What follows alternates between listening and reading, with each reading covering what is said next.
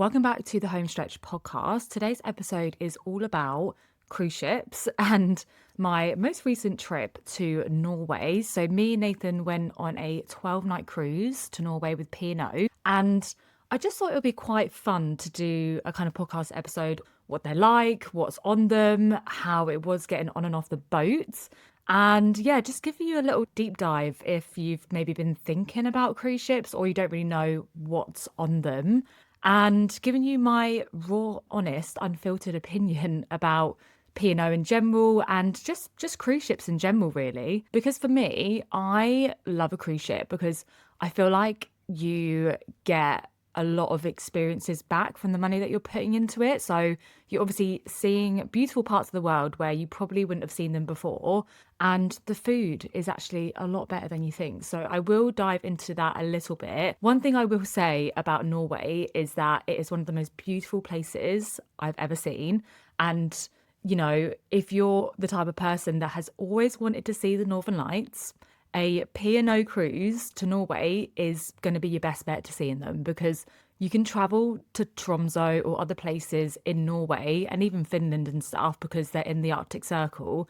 But a cruise ship, we saw the Northern Lights so many times on the cruise ship. So when you're out at sea where, you know, you can't get to if you're in Norway, we saw them 4 times. So if that is something that you've always wanted to do, then I would personally recommend a cruise. And also, you know, you get to see beautiful places in Norway. I mean, that's just a win-win. With that being said, let's dive straight into today's episode.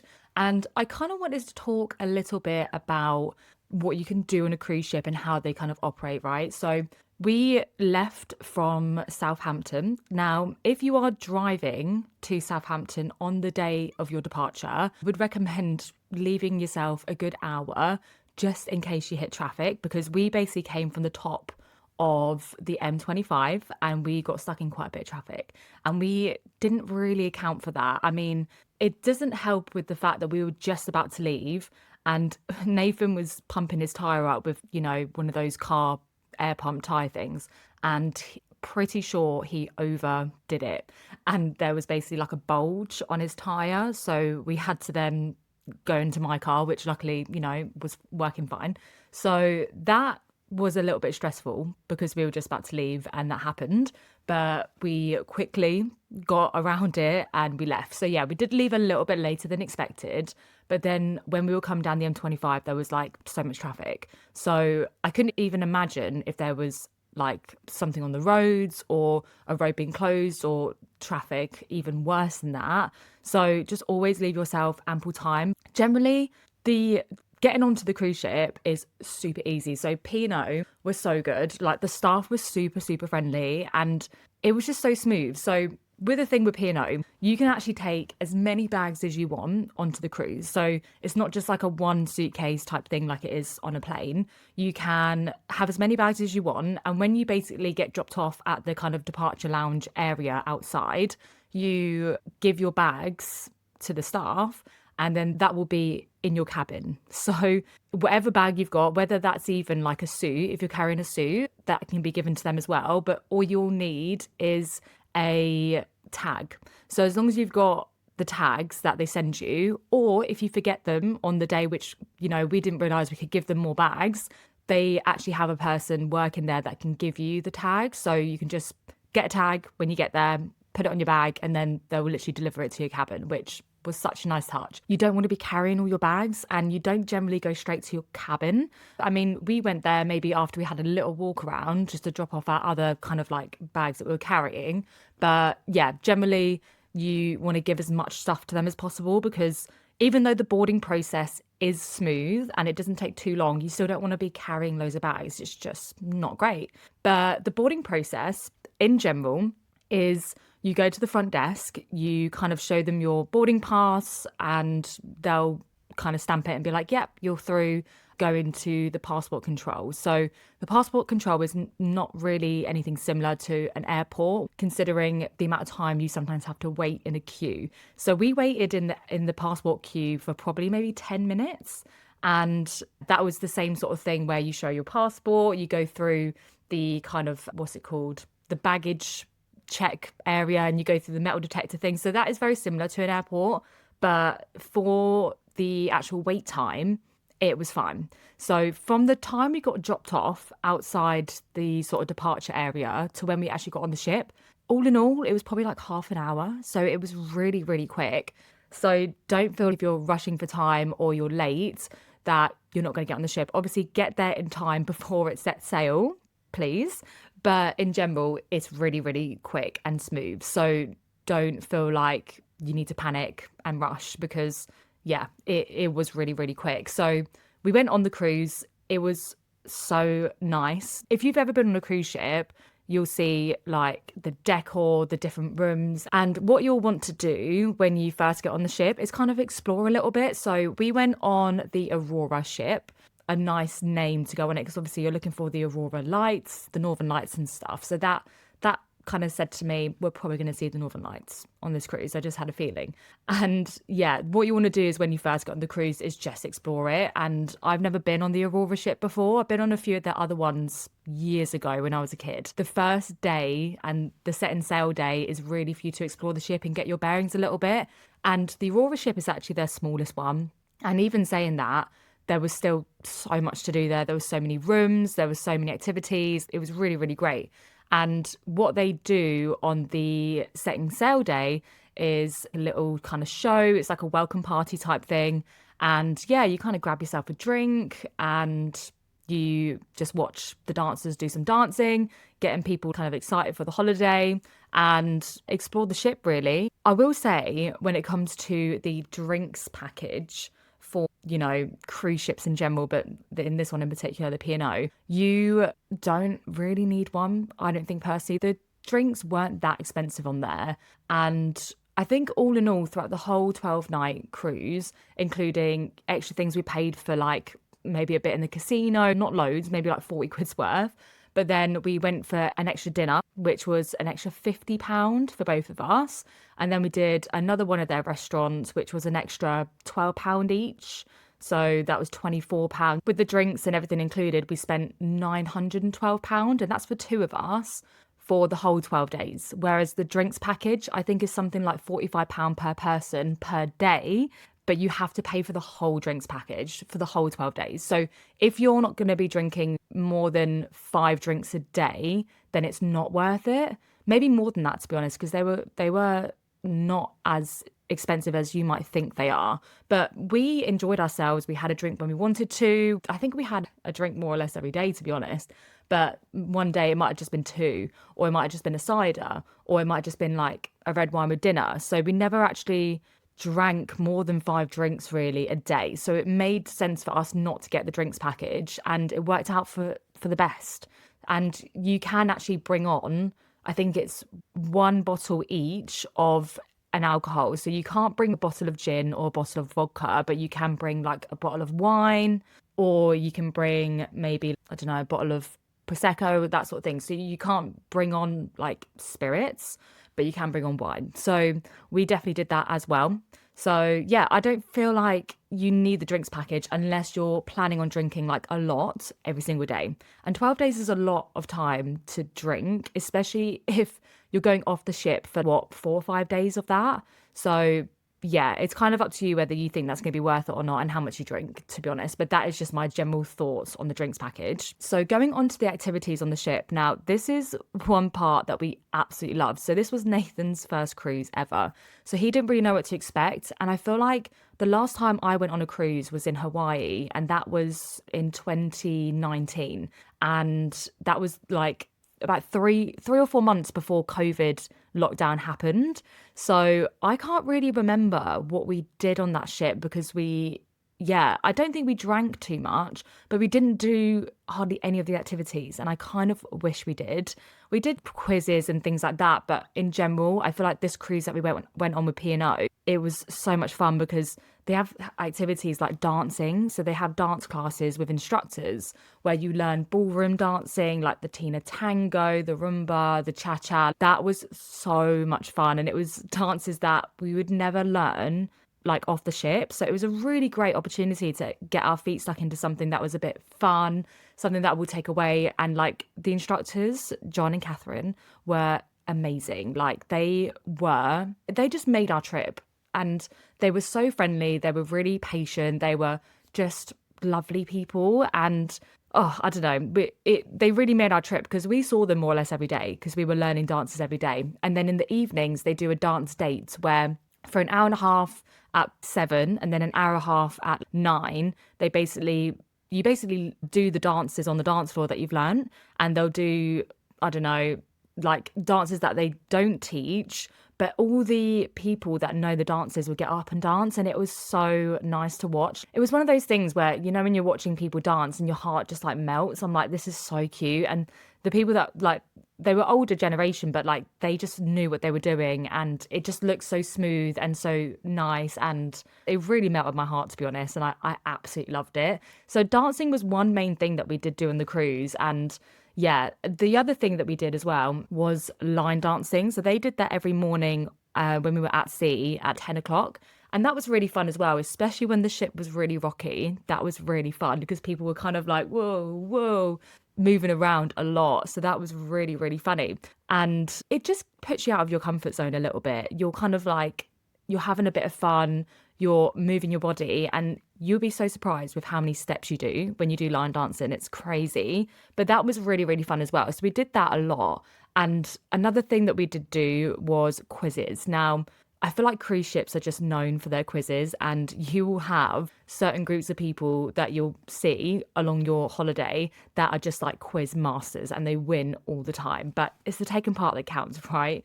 But that was really, really fun. So we did a lot of the quizzes. They had quite a few kind of musical quizzes, which was really great.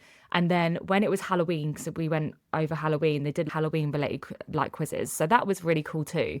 And they'll do separate things like individual quizzes. They'll do kind of similar to the 1% Club. I can't remember what it was called now, but they called it something else. And it was basically like everyone had an individual remotes where they would press their answer like A, B, C, or D, and the last like person wins a bottle of wine. So they do give prizes to the winners, which is quite nice. And another thing that P&O are known for is a thing called the Syndicate Quiz. Now, if you haven't gone on a P&O cruise before, you probably don't know what that is. And they sold it to us as the hardest quiz on P&O cruise ships. Now, I wouldn't say it was like a super hard quiz, but different people, like staff members that was doing the quiz, made it harder or easier. So like certain people would be like easier questions, and then certain people would be like harder questions, like really random questions too. Like I can't really think of them right now, but to the point where we were like, how are we supposed to know the first actor in James Bond's? It was really random things like that. And yeah, there was some questions like, what is the symbol for iron on the periodic table? It was things like that. So those are quizzes where you can either do it individually or you can get into groups. So as we were generally going through the cruise, we were kind of like linking with people, and we all became like a big sort of team. But you can only have teams of 6, so you can't have any more than that. But that was really, really fun. And that was like 20 questions of general knowledge type stuff. So if we didn't know an answer, maybe someone on our team did, and you have to write the answer down and then take it up and put it on the table. So that was a really, really fun quiz. We really liked that. The only downfall to that though is that it was at 10:15 every night. So it was a bit of a later quiz. So if you're shattered, you want to go to bed, and the quiz is on at that time. So you kind of have to weigh up your options. And yeah, another thing they do is like loads of shows. So you'll have maybe 2 sittings every night when you're out at sea of different shows that are on. And it will vary depending on which one you go to, because you basically get given a dinner slot of a little bit earlier or a little bit later. So it will either be 6:15 or 8:15. And depending on what time your dinner slot is, you can go to the earlier or the later show. So you generally won't miss the show depending on like your dinner time, because they do 2 in the same night, which I thought was really good.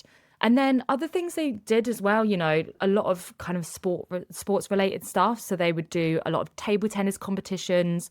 They put out like tennis rackets upstairs on the sun deck, as well as, you know, golf clubs and stuff where you could just hit it into a target. So Nathan had a lot of fun with that. But they do something for everyone. And, you know, they obviously have got a wide variety of people on board that like different things. So there's always something to do. And that's the one thing that I really, really love about P&O. Like, whatever you're interested in, or if you're active, or if you're a brain master, quiz master, you will always find something to do. And then they also have the gym there. They have a cinema room there, and they have loads of bars, so you can drink all day. And then they've obviously got the hot tubs that are open basically all the time. I think they close them at a certain point in the evening. For the Aurora ship, they had the hot tubs at the back of the boat, and then some in the middle, kind of half. Yeah, they were inside with pools on both of them as well. So it was so nice when you're going through the Norwegian fjords to sit in the hot tub and then just watch it sail away, and just looking around and being in the fjords. It was really, really cool. So that was really fun as well. If you're kind of like, we don't really know what to do, go in the hot tub. So that was really good. So yeah, that's generally what P&O activities are like. I mean, they obviously have all the food and stuff as well. So we'll get onto that next. But like I said, just try and do stuff that you wouldn't normally do at home. And we found so much kind of fun and passion and love for the dancing that, you know, that was a main part of our trip. So that we really love doing that. So I would just recommend trying different things that they have. And every single morning, you'll basically have a thing called Horizon. It's kind of like a magazine that P&O make of all the activities that are going on that day. So it'll be from like 10:30, from 11:30, from 2:30, and then the evening stuff as well. So it's sometimes 6 pages worth of activities. So it's a little bit overwhelming. So me and Nathan generally just tend to score the things that we wanted to do that day, and then we planned our day ahead type thing. Yeah, that's really good because you can then check in advance what you want to do. And yeah, it did make it really, really fun. Oh, another thing that I forgot to mention is they also did talks. So we had a guy called Tom Bowles, and he was a speaker talking about things like the solar system, the sun, the planets, and he spoke about the Northern Lights. So that was really, really good as well. So they'll bring in people that are, you know, brainy in their craft and in their niche, and they'll come and do a talk on anything. There was even some people that was something to do with celebrities, or they were a journalist and they were talking about their life being a journalist. So it was just really interesting things that you could sit down and watch. And yeah, we really, really loved that because I find stuff like that really interesting. But another thing, if you do miss those or you can't make it, they actually record it and replay it later that day in your cabin. So if you did just want to chill in your cabin and you didn't want to go to the talk, you could then watch it in your cabin on the TV, which I thought was like really, really cool. I really liked that. But we made every single one because we were so interested in it, and it just slotted in to our time schedule really, really well. So yeah, that's another activity that P&O do. So moving on to the food. Now, the food at P&O was really nice. I think the most thing we had was the buffet. And it sounds like buffet food isn't going to be good, but the food actually was really, really nice. And they have food going from, I think, like 7 o'clock in the morning till 11 o'clock, more or less like all the time. And they'll split it into kind of breakfast, lunch, afternoon tea, which is kind of still lunch, but that was from like 2. And then they'll close up for an hour or 2 and then open up for dinner. So we never actually had dinner at the Horizon. Yeah, it was called the Horizon. That was where the buffet food was. So we never had dinner there, but we had breakfast there every single morning.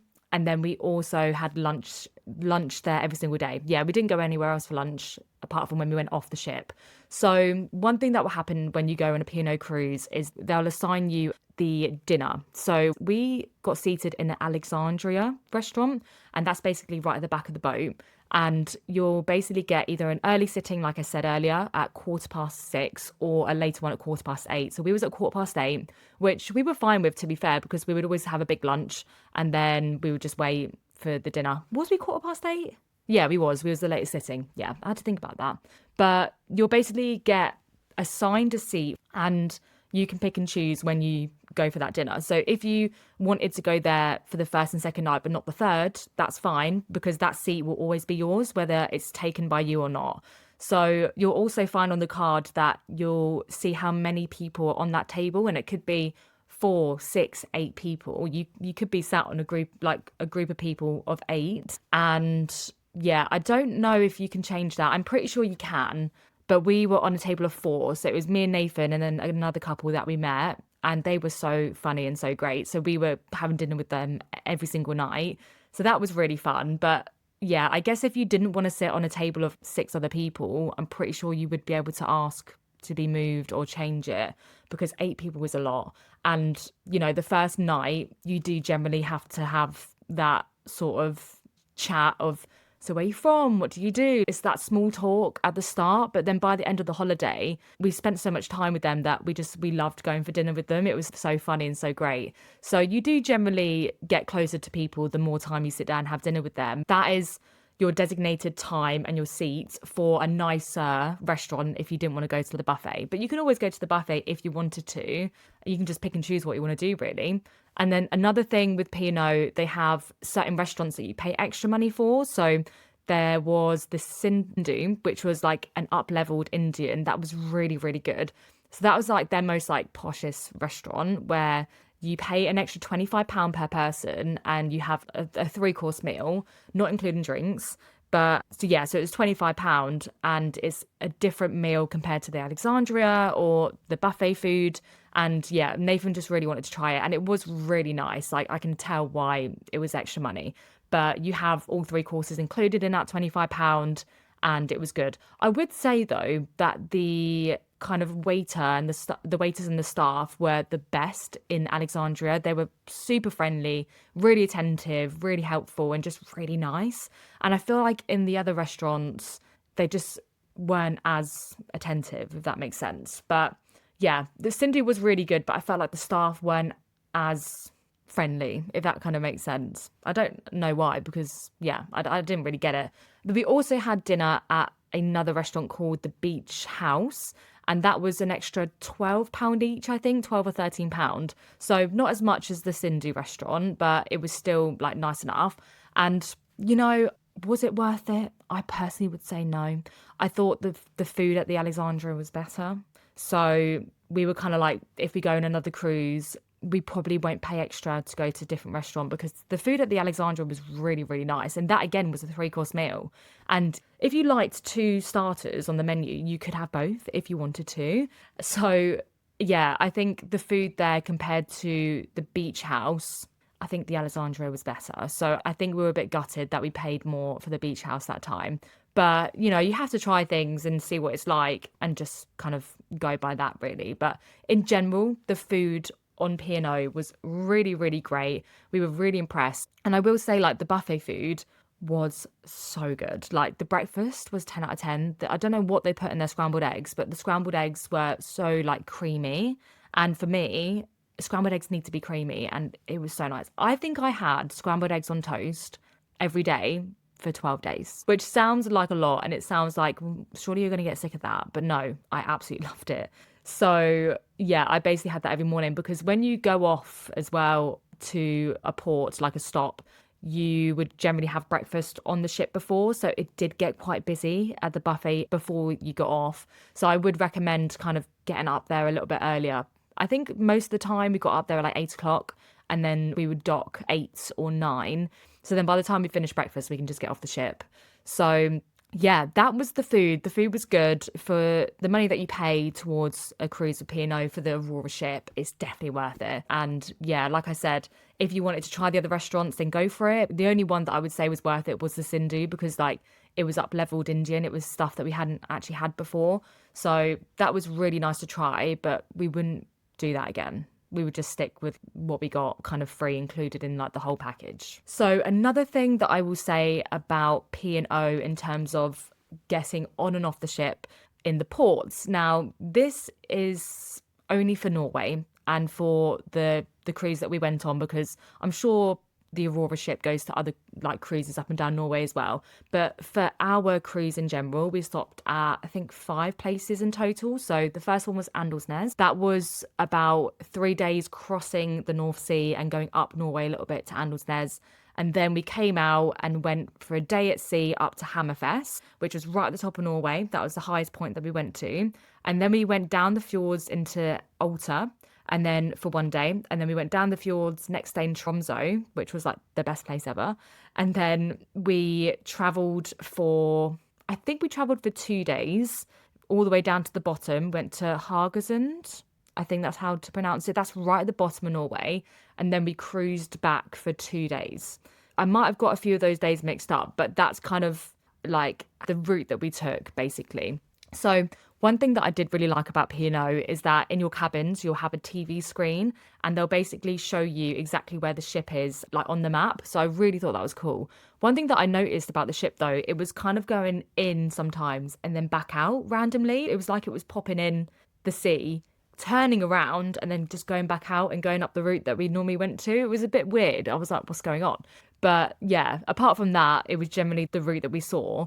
And watching the ship go through the fjords was so cool. It baffles me that a massive cruise ship like that can just go in and out of all these tiny, like that looks like islands. It was really, really cool. But to get on and off the ship, one thing that I loved about P&O for this cruise in particular was you didn't have to go on the tenders.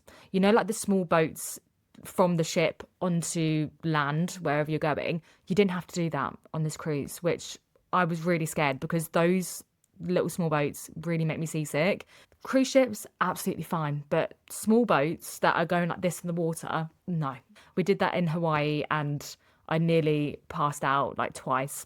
It was not fun at all. But in terms of this cruise, it was really, really great because they'll put down the sort of steps or like the ramp from literally coming off the cruise ship onto the dock, onto the land. So we did that on every single stop. So I was very, very happy because you don't know until you actually go on the cruise whether they need to use the tenders or not.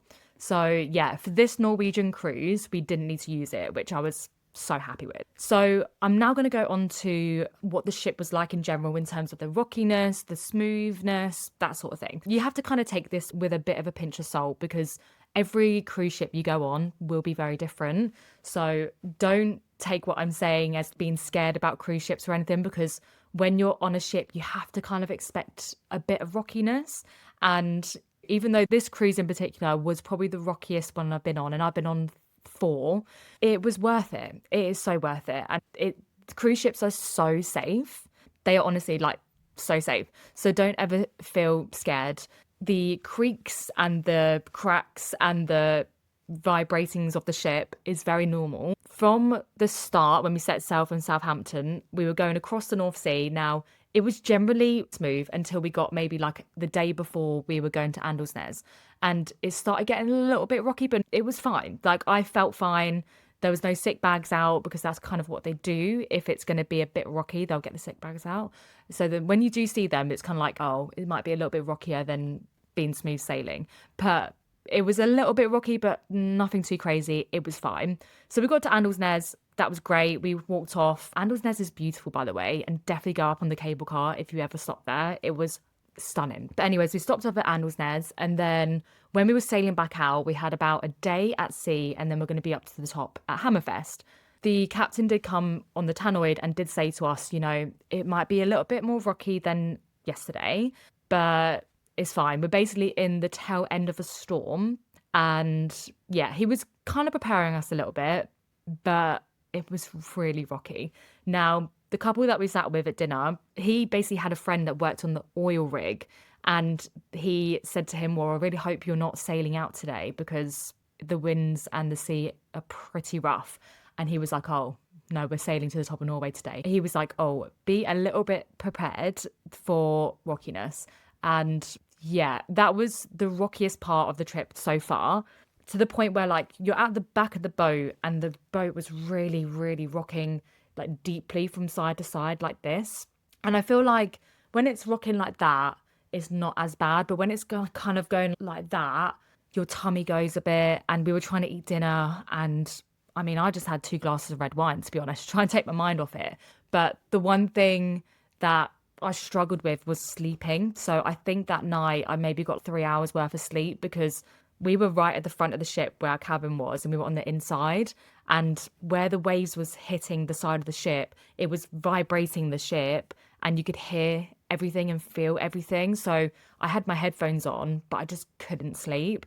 So that was probably the worst of it. And then the next day wasn't as bad. It wasn't as rocky. So my sleep after that was fine. And then when we got to Hammerfest and we were sailing through the fjords, it was so still. Like you felt like you wasn't even on a ship. It was so nice. So we went to like down from Hammerfest to Alta to Tromsø. Perfect, all good. Tromsø down to Haugesund.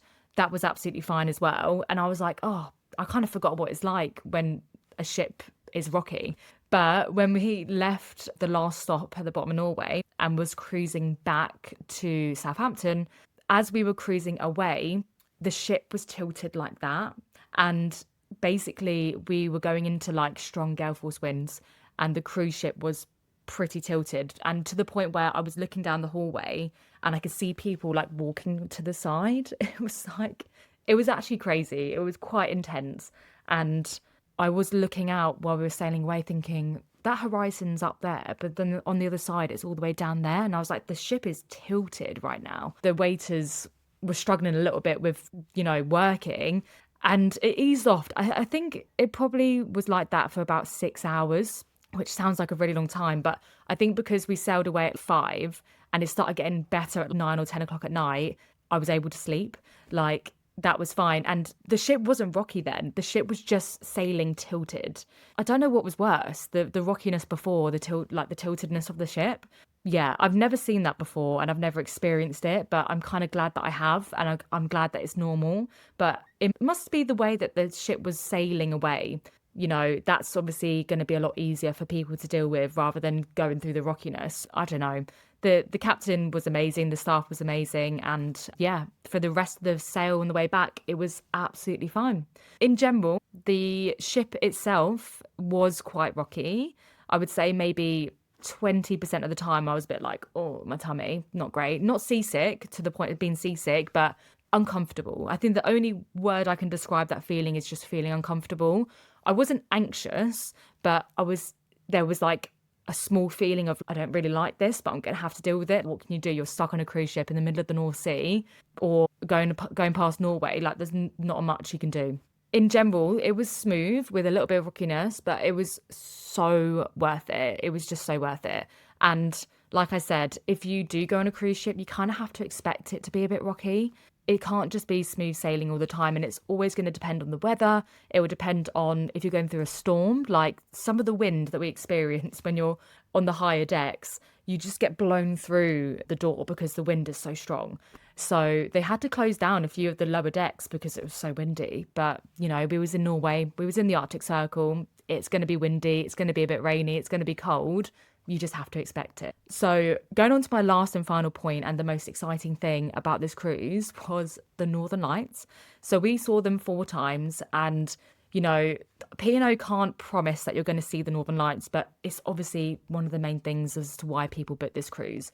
Obviously, Norway is a beautiful place and we absolutely loved it. But, even talking to people that was on the cruise generally are there to see the Northern Lights, and you really hope that you see them. Now, there's obviously different things that come into play to see them. Like, they have to be strong enough. You have to have a really clear sky, and you have to be somewhere that they're going to be shown, because where they are, they change, and people chase the Northern Lights and they try and chase them around Norway or around wherever. So if you do see them, you're very lucky. And, we were so grateful to see them like 4 times when we did. And I think the head of the entertainment group basically said that it's the most times in the whole 10 years he's been working on cruise ships that he's seen the Northern Lights. So we were really, really lucky. So if we didn't see them, we would have probably gone on another cruise or gone to Tromsø on its own to see the Northern Lights, because I just think that was the best place where we were able to see them. You're in the Arctic Circle. That is the best place. And if you look at like Iceland isn't even in the Arctic Circle. It's just like the top of Iceland, like the real tip. And that is the most likely place to see them. So we were just really, really lucky. And one thing that I loved about P&O is that if the Northern Lights are being seen, the captain will make an announcement, like, just to let you know that the aurora can be seen. So you go up to the top deck and have a little look. So even if you were having your dinner or whatever, or wherever you were on the ship, there will be an announcement to say that you can see them. So when it comes to later in the evening, so obviously you can see the Northern Lights in the evening too, they had a channel on the TV in your cabin that basically will say the announcement while you're asleep. That actually never happened to us while we were there, but you can leave that on all night and hope that they say, you can see the Northern Lights right now if you go up to the sun deck or whatever. So that never happened with us. We were able to see them. I think one time we saw them at 6 o'clock at night, and then the other times were like 8 o'clock, 9 o'clock, 10 o'clock. But it was just something out of this world. It was something from a film. There was one point, this was the best night we saw them, and it was coming back, leaving Tromso. We were still in the Arctic Circle, and they were all around us. You went on the sun deck, and they were up there, over there, behind. They were just surrounding the ship. And then they turned off all the lights so everyone could see them more. And it was just amazing, honestly. If you really want to see the Northern Lights, I would highly recommend a cruise because you have so much opportunity to see them. And it's not just going for a 3 day holiday to Tromso. You have a good probably 6 days when you're in the Arctic Circle to see them, probably longer than that actually, but yeah, you get more chance to. Yeah, I personally think that is one of the best chances to see the Northern Lights. And people think going to Iceland you see them all the time, but Norway is the place. Norway is the place to see. And yeah, they were dancing for us in the sky, and it was just the perfect way to end the trip. It was just amazing. Yeah, that is the P&O cruise ship in general for what we experienced. Obviously, there's loads more that I could go into, but we absolutely loved it. And Nathan does like a cruise, and he said he would go on another one, but he wants more time off the ship. And sometimes a day just isn't enough, but that's just cruise ships, you know. They generally don't really stay in one place very long, and it enables you, I think, to see more places.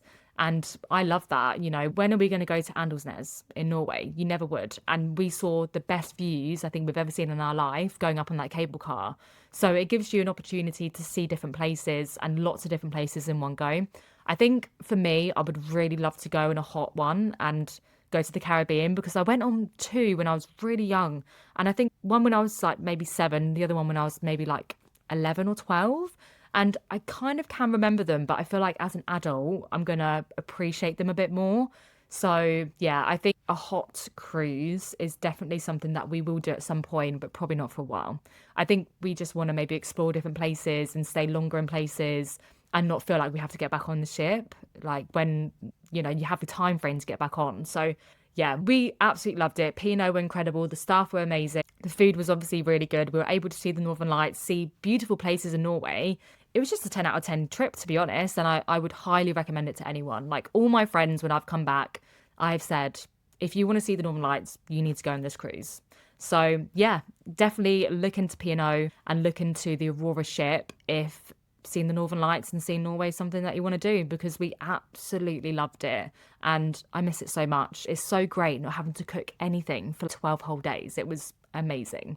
So yeah, I hope you liked that podcast. Obviously, it's a little bit different to what I've spoken about before, but I think, I don't know, it's interesting. I would love to know the details about a cruise before going on one. So hopefully that gives you a little bit more of an insight if you're thinking about, you know, cruising with P&O. But they were great. So yeah, thank you so much for watching, and I hope to see you next time.